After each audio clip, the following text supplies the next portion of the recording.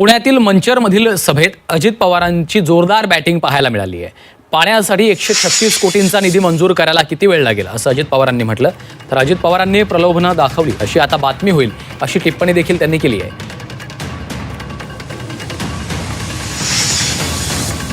अरे सांगितलं ना 135 पाणी पुरवठा योजना 135 कोटी सांगितलं, यांनी सांगितलं पाणी पुरवठा योजना 136 कोटीची आहे।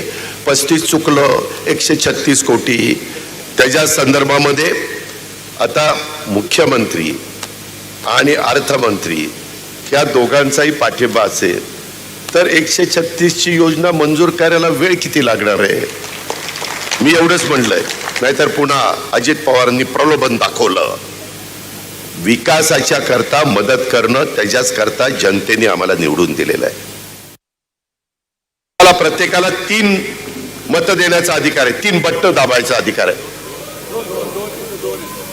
सॉरी, मी काल ज्या भागात होतो तिथं 3 होते, नगरपंचायतीला 1च आहे, बाकीच्या ठिकाणी नगरपालिकेला 2 आहे। समजून घ्या, समजून घ्या। सगळ्या महाराष्ट्रात फिरताना कुठं 2 आहेत, कुठं 1 आहे। आपली माघार 3 नाही 2। मी नेहमी सांगतो, माझं चुकलं की लगेच माघार, पण चुकलं ते माझ्या मनाला पटलं पाहिजे, चुकलं म्हणून। हे पटलं, माघार।